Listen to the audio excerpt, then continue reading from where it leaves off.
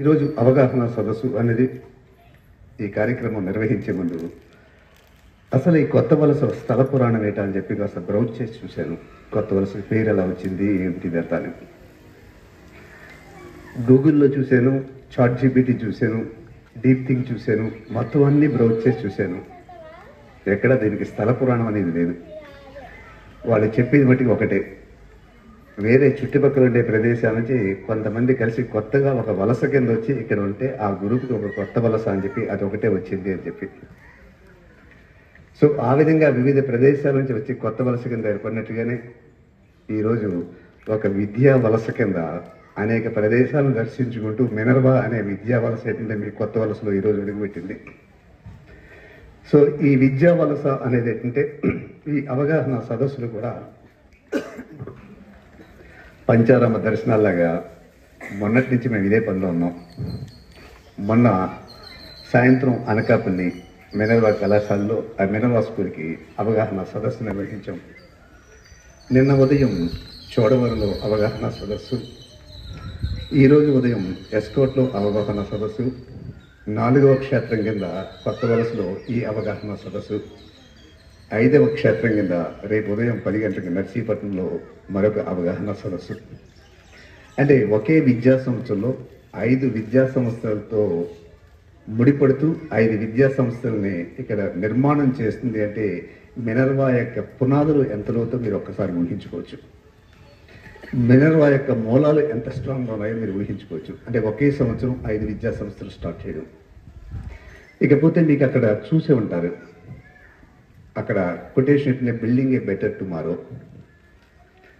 ఈ అవగాహన సదస్సు యొక్క లక్ష్యం కూడా ఏంటంటే ఒక మంచి రేపటిని నిర్మించడం కోసం మీ అందరినీ కూడా పిలవడం జరిగింది. మంచి రేపటిని ఏ విధంగా నిర్మించాలి అంటే కాస్త మనసుకి గాయం కలిగిన మనందరూ ఎలా ఊహించుకుంటామంటే మా అబ్బాయికి పెళ్ళైతే చాలు అనుకుంటాం. పెళ్ళైన తర్వాత మా అబ్బాయికి పిల్లలు పుడితే చాలు అనుకుంటాం. ఆ పిల్లలు పుట్టిన తర్వాత మా అబ్బాయికి మంచి ఎడ్యుకేషన్ వస్తే చాలు అనుకుంటాం. అది అయిన తర్వాత మళ్ళీ మా అబ్బాయికి మంచి ర్యాంక్ వస్తే చాలు అనుకుంటాం. అది అయిన తర్వాత మళ్ళీ మా అబ్బాయికి మంచి ఉద్యోగం వస్తే చాలు అనుకుంటాం. లేదు మా అబ్బాయి అమెరికా వెళ్ళిపోతే చాలు అనుకుంటాం. అమెరికా వెళ్ళిపోయిన అబ్బాయి ఎప్పుడైనా మనం అపస్మారక స్థితిలో ఉన్నప్పుడు నన్ను చూడడానికి వస్తే బాగుండు అనుకుంటాం. చనిపోతున్నా సరే వస్తాడో రాడో తెలియదు, ఇలాంటి పిల్లవాడి కోసం ఎంత కష్టపడ్డామా అని చెప్పి దిగులు చెందుతూ అప్పుడు చూస్తుంటాం. ఇది ప్రస్తుత విద్యా వ్యవస్థలో ఉండేది. దీనికి కారణం ఈ మధ్యనే ఒక నవీన విద్యావేత్త ఇంకోటి కూడా చెప్పాడు.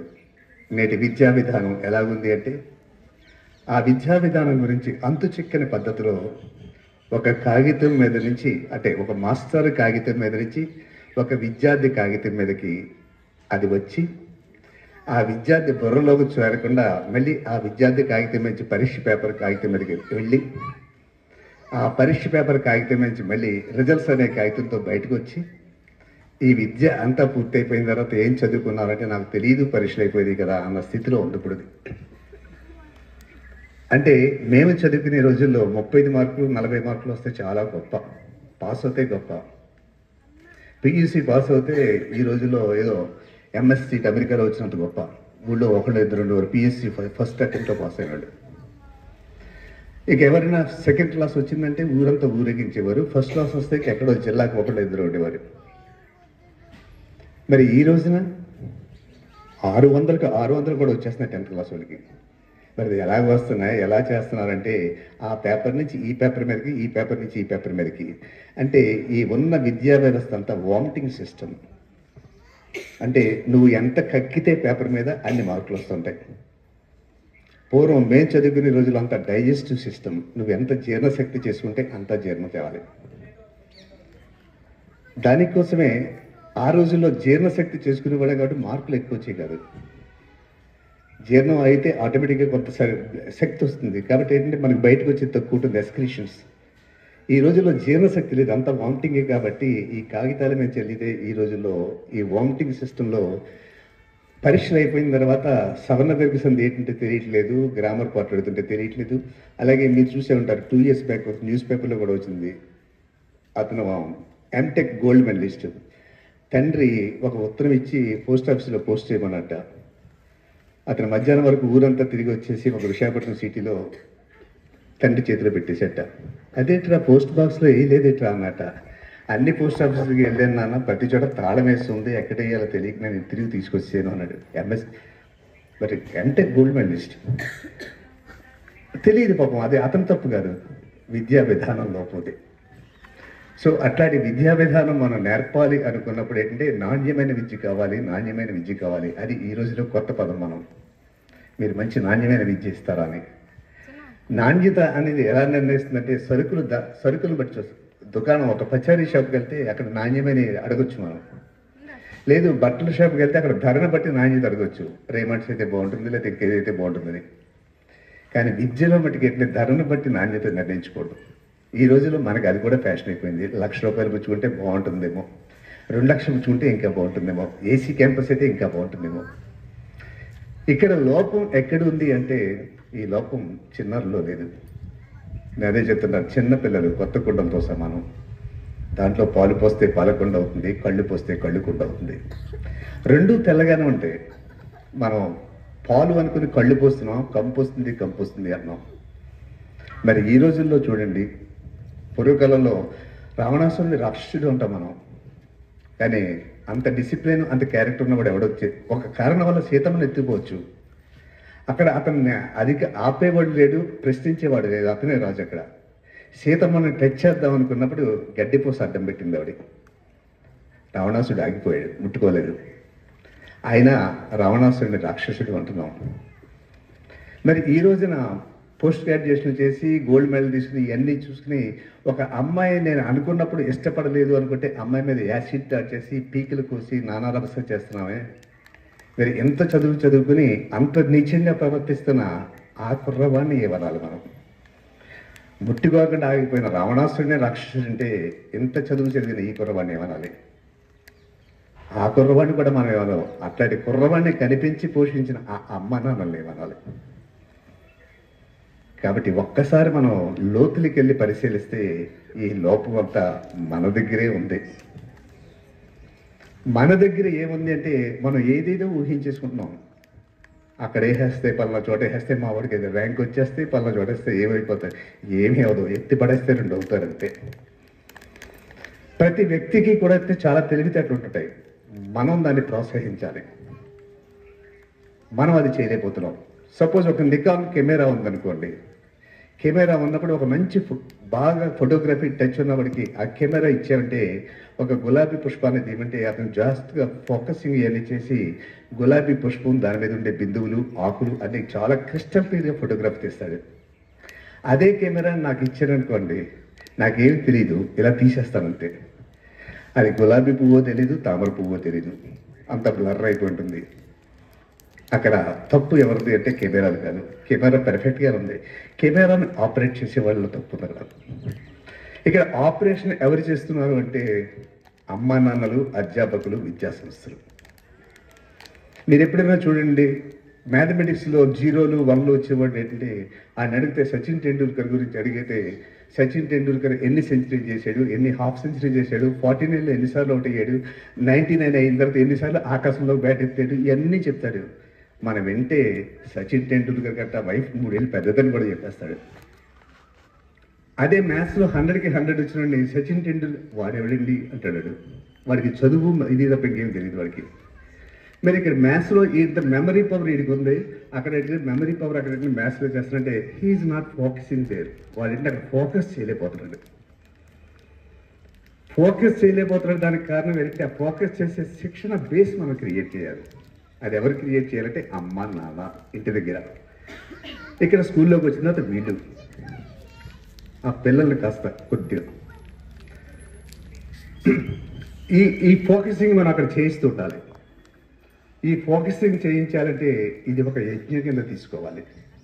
ఖలీల్ జిబ్రాన్ అని చెప్పి ఒక తత్వవేత్త అద్భుతంగా చెప్తాడు. అతను పిల్లలు మీ పిల్లలు అనుకున్నారు, అది పొరపాటు. మీ పిల్లలు కాదు, వాళ్ళు రేపటి తరానికి, భావి తరానికి ఏంటంటే ఒక దిక్సూచిలు వాళ్ళు.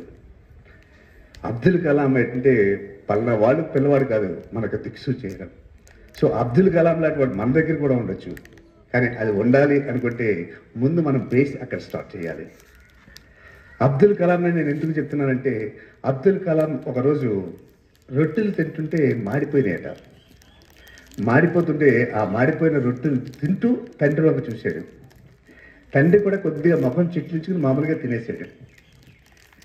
అబ్దుల్ కలాం కూడా తినలేక మొత్తం తిని ఆ పక్కన రూమ్లోకి వెళ్ళిన తర్వాత తండ్రితో అడిగాట, నాన్న రొట్టెలు ఎలాగున్నాయని. ఏం చాలా బాగున్నాయి అన్నట. ఆయన జైనులబ్దీన్ ఆయన పేరు, అబ్దుల్ కలాం తండ్రి పేరు జైనులబ్దీన్. అతను కేవలం పడవలు నడుపుకునేవాడు. అబ్దుల్ కలాం గారు అన్నగారు కిరాణా కొట్టు. వాళ్ళు రామేశ్వరం పక్కన ఒక తీరంలో ఆ పల్లెల కింద ఉండేవారు. నాన్న రొట్టెలు ఎలా ఉన్నాయన్నట. బాగున్నాయి అన్నట. అబద్ధం ఆడకూడదని నాకు చాలాసార్లు చెప్పావు కదా, నీ ముఖం చూశాను, నువ్వు ముఖంలో కొద్దిగా ఇబ్బందిగానే తిన్నావు, మీరు బాగున్నాయని ఎందుకు అన్నావు, అబద్ధం ఆడడం తప్పు కదా అన్నట. తండ్రికి జైనులబ్దీన్కి ఎడ్యుకేషన్ లేదు, మనకులాగా స్థితిపరుడు కాదు. అప్పుడు అబ్దుల్ కలాంతో చెప్పాట, ఇన్నాళ్ళ నుంచి ఎప్పుడైనా సరే ఈ విధంగా రొట్టెలు అమ్మ కాల్చిందా అన్నట. అంటే కాల్చలేదు అన్నట. ప్రతిరోజు బాగున్నాయి కదా అన్నట. బాగున్నాయి అన్నట. ఎప్పుడన్నా ఒకసారి వెళ్ళి అమ్మ రొట్టెలు చాలా బాగా కలుస్తున్నావు చెప్పి మీ అమ్మతో అన్నావా అన్నట. అనలేదు అన్నట. ఆవిడ కూలి పని చేసుకుని వస్తుంది కదా, చేసుకొచ్చి మొత్తం వంట పని అంతా చేసుకొస్తూ కట్టెలు చేస్తే అన్నీ చేసింది కదా, ఇన్నాళ్ళు ఆవిడని ప్రశంసించిన నువ్వు ఒక్కరోజు మాడిందని చెప్పి ఈరోజు బాగా వండలేదంటే అమ్మకి ఎంత గాయం కలుగుద్ది అన్నట. అప్పుడు నా బాధ్యత, తల్లిదండ్రుల పట్ల బాధ్యత మా నాన్న నేర్పాడు కాబట్టి నా మొట్టమొదటి గురువు నా నాన్న అంటాడు అబ్దుల్ కలాం. సో నాన్నగా మన యొక్క ప్రతి బాధ్యత ఏంటంటే ముందు ఆ కష్టాన్ని, అది ఇష్టాన్ని అంటే కూడా ఒక అరగంట ఇంకేం వద్దు మీకు, ఇంగ్లీషు లేకపోతే కమ్యూనికేషన్ స్కిల్స్ లేకపోతే ఏం వద్దు, ఒక పావుగంట అరగంట మీ ఫ్యామిలీ మెంబర్స్ అందరితో కూర్చుని మాట్లాడుకోండి పిల్లలతోటి. Best education. ఇక తర్వాత అమ్మలు చేయవలసింది కూడా మీ అందరికీ తెలుసు. ఈ రోజున మనం చూస్తున్నాం, ఎక్కడికి వెళ్తారంటే చందమామ కనిపించకుండా విపరీతమైన విద్యుత్ లైట్లతో దగదగలాడిపోతున్నాయి. ఎక్కడ చూస్తున్నా ఈ రోడ్లు అవన్నీ ఇవంతా కూడా. ఈ లైట్లు కనిపెట్టిన ఎడిషన్ని, థామస్ ఆల్వా ఎడిసన్, 4వ తరగతి చదువుతుంటే ఎందుకు పనిచేయని మొద్దు అని చెప్పి వాడు స్కూల్కి వస్తే మిగతా వాళ్ళు కూడా పాడైపోతారని చెప్పి ఒక ఉత్తరం రాసి పంపించేసాడు ఆ హెడ్ మాస్టర్. మీ అబ్బాయి ఎందుకు పనిచేయడు, అసలు ఉపయోగం లేదు, మా స్కూల్లోకి తీసేయండి అని చెప్పి. ఆ అమ్మ కూడా చదవలేదు, కానీ ఉత్తరం చూసింది. కుర్రవాడు అడిగాడు క్యూరియాసిటీ, ఏం రాశారు మా హెచ్ఎం గారు, ఏమని రాశారు నేను. ఏమీ లేదురా, నీ అంత తెలివైనాడు మీ స్కూల్లో ఎక్కడ లేడట, మీ క్లాసులోని నువ్వు అడిగే ప్రశ్నలు మీ మాస్టర్లు చెప్పలేకపోతున్నారట. వాళ్ళు ఏంటంటే మా స్కూల్లో మీ కుర్రవాడి స్థాయికి తగ్గ మాస్టర్ లేరు కాబట్టి ఒక మంచి స్కూల్ టీచర్లు ఎక్కడైనా చూసి మంచి టీచర్లు ఉన్న చోట మీ అబ్బాయిని జాయిన్ చేయండి, చాలా బాగుంటుందని చెప్పి రాశారు. కానీ నాకు ఆలోచిస్తే నీ స్థాయికి తగ్గ టీచర్ల మధ్య పరిసరాలు ఎక్కడ కనపట్టలేదు, నేనే నీకు పాఠాలు నేర్పుతాను చెప్పి పాఠాలను నేర్పి ఆ అబ్బాయిని ఏంటంటే 10th స్టాండర్డ్ వరకు చదివించి తర్వాత మిగతా కాలేజీలోకి వెళ్ళాడు. విద్యుత్ దీపాలు కనిపెట్టిన తర్వాత, నోబెల్ అవార్డు వచ్చిన తర్వాత ఆ పాత కాగితాలన్నీ తిరిగేస్తుంటే ఆ పాత అమ్మ సామాన్లో ఆ హెడ్ మాస్టర్ రాసిన ఉత్తరం కనపడింది. అప్పుడు చదివి చూసేట, మీ అబ్బాయి మొద్దు ఎందుకు పనిచేయడు, వీడిని స్కూల్ నుంచి మాన్పించేయండి అని చదివి ఆ కన్నీళ్ళు ఆ ఉత్తరం మీద పడి, మా అమ్మ నా కోసం అబద్ధమాడి నాలో ఉండే చెడుని మానేసి మంచిని ప్రోత్సహిస్తూ ఈ విధంగా చేసింది. ఈరోజు నోబెల్ అవార్డు వచ్చిందంటే నాకు అది కారణం, ఇదంతా మా అమ్మది అని చెప్పి దానికే డెడికేట్ చేస్తుంటాను. అది అమ్మలు చేయవలసిన బాధ్యత. కానీ ఈరోజు అమ్మలో మర్చిపోతున్నాం. మీకు ఎన్ని ఛానల్స్ వస్తున్నాయండి, ఏ జియో టీవీ అండి లేదా ఈ టీవీ అండి, ఆ ఛానల్ చాలా బాగుంది చూడండి, ఈ ఛానల్ చాలా బాగుందని చెప్పి అసలు మన ఛానల్ మర్చిపోతున్నాం మనం. మన యొక్క లక్ష్యం పక్క వాళ్ళతో పోల్చడం కాదు, పక్కవాడికి ఏ కారు ఉంది, పక్కవాడికి ఏ స్కూటర్ ఉంది అని కాదు. మన యొక్క లక్ష్యం మన పిల్లలే. మన పిల్లల్లో ఉన్న అద్భుత శక్తి ఇంకెవరూ లేదని చెప్పి ముందు మీరు నమ్మండి, వాళ్ళకి కూడా ఆ ధైర్యాన్ని ఇప్పించండి. ఇందాక అదే చూసాను, ఒక పిల్ల ఆడుకుంటుంటే బాల్ వేసింది, ఆగు ఆగు ఆగు అంటుంది. ఆ క్యూరియాసిటీ ఆగు ఆగు అంటే డెఫినెట్గా ఆగుతులేదు కదా, ముందు ఒక ప్రయత్నం చేస్తుంది కాబట్టి అప్పుడే మనం వెనక్కి వెళ్ళి భుజం తట్టి అది ఆగదు, దానికి ఎంత శక్తి ఉంటుంది, నువ్వు ఎంత శక్తి అయితే అంత శక్తి వెళ్తే అక్కడే మనం ఒక సైన్స్ పాఠం చెప్పేసి ఇవన్నీ కూడా చదవక్కర్లా దానికి. సో ఇట్లాంటి విషయాలన్నీ చెప్పే విధానంలోనే 39 సంవత్సరాల నుంచి ప్రతి శనివారం మా స్కూల్లో నేను చిన్నపిల్లలకి పాఠాలు చెప్పను కానీ కథలు చెప్తూ ఆ కథల ద్వారా నేను నైతిక విలువలు చెప్తుంటే ఈ రోజున దేశ విదేశాలలో కొన్ని వేల మంది స్థిరపడిపోయి మా సోషల్ మీడియాలో ఎప్పుడు కూడా చెప్తుంటారు, మీరు పలానా రోజున చెప్పిన ఒక కథ నన్ను ఈ రోజు నీకు మలేషియాలో ఉంచాను, పలానా రోజున చెప్పిన కథ ఈ రోజు నీకు ఒక డాక్టర్ కింద ఉన్నాను, ఇవన్నీ చెప్తుంటే మాకు అసలైన క్రెడెన్షియల్స్ ఏంటంటే అట్లాంటి పూర్వపు విద్యార్థులే. సో అట్లాంటి పూర్వపు విద్యార్థుల స్రవంతిలోకి మీ కొత్త వలస వాళ్ళు కూడా తీసుకురావాలని చెప్పి మేము ఈ సంవత్సరం వెంచర్ చేసి ఈ విధంగా రావడం జరిగింది. కాబట్టి మీ అందరినీ కూడా ఇష్టం అయితే ఇక్కడ ఏంటంటే నేను చెప్తున్నాను కదా, ముందు ప్రలోభాలకు పడిపోకండి. విశాఖపట్నంలో స్కూల్స్ బాగుంటాయి, కొత్త వలస కంట అని చెప్పి ఆ భ్రమలో ఉండకండి. విశాఖపట్నంలో కూడా 3 చోట్ల మీద బాగుంది. సింహాచలం ఉంది, ఋషికొండ ఉంది, మాధవతార ఉంది. సో అక్కడ ఏదైతే సిలబస్ ఉందో అదే సిలబస్ ఇక్కడ చేస్తాం. ఇక్కడ మీ ఇక్కడి నుంచి బస్సు మీద పంపక్కర్లేదు, ఇక్కడి నుంచి ఎట్లా రకరకాల ప్రయత్నాలు చేయగలదు, మళ్ళీ బస్సు వస్తూ లేదో టెన్షన్ అక్కర్లేదు. అలాగే వీలున్నంత వరకు దూర ప్రదేశాల్లో పెట్టి హాస్టల్లో పిల్లలంటే నవీన విద్యా విధానంలో మానసిక శాస్త్రవేత్తలు అంతా చెప్తున్నారు, కనీసం 9-10 తరగతి వచ్చే వరకు కూడా అంటే వీలున్నంత వరకు మీరు మీ పిల్లల్ని ఇంటి దగ్గర నుంచే పంపించడం తప్ప హాస్టల్లో వెయ్యొద్దు అంటున్నారు. ఎందుకు వెయ్యొద్దు అంటున్నారంటే ఆ డిటాచ్మెంట్ వచ్చేస్తుంది. అక్కడ నెలకు ఒకసారి ఎట్లే పేరెంట్స్ మీట్ పెడుతుంటారు, ఆ పేరెంట్స్ చూడడానికి వెళ్ళినట్టు వెంటనే మనం యాపిల్గాయో బత్తాయిగాయో పట్టుకెళ్ళి బిస్కెట్లు పట్టుకెళ్ళి రకరకాల ముద్దులు రకరకాల ప్రేమలు ఆ రోజున చూపించేసి మళ్ళీ తిరిగి వచ్చేస్తుంటాం. కుర్రవాడికి రిజిస్టర్ అయిపోతుంది ఇక్కడ. ఓహో, మా అమ్మ ఎంత త్యాగం చేస్తుంది కదా, మా నాన్న ఎంత త్యాగం చేస్తున్నాడు కదా, నెలకోసారి వస్తున్నారు పాపం, నెలకోసారి బిస్కెట్లు ప్యాకెట్లు ఇస్తున్నారు, డబ్బులు ఇస్తున్నారు, ముద్దులు ఎట్టుకుంటున్నారు అని చెప్పి మాతృ రుణం పితృ రుణం తీర్చుకోవాలి కదా. పెద్ద అయిన తర్వాత మన కూడా హాస్టల్లో పెడుతున్నాడు, అదే ఓల్డ్ ఏజ్ హోమ్స్, వృద్ధాశ్రమాలు. అప్పుడు కూడా నెలకోసారి వస్తున్నాడు, ఫాదర్స్ డే మదర్స్ డే అని చెప్పి యాపిల్ పళ్ళు ద్రాక్ష పళ్ళు ఇస్తున్నాడు, లబో దిబోమంటూ ఏడుస్తున్నాం. ఎంత కష్టపడ్డానే నన్ను ఓల్డ్ ఏజ్ హోమ్లో పడేసాడంటే ఆ పడేసాడంటే అది వాడి తప్పు కాదు, మన తప్పు. సో చిన్నపిల్లలకి ప్రతిదీ ప్రింట్ అయిపోతుంది.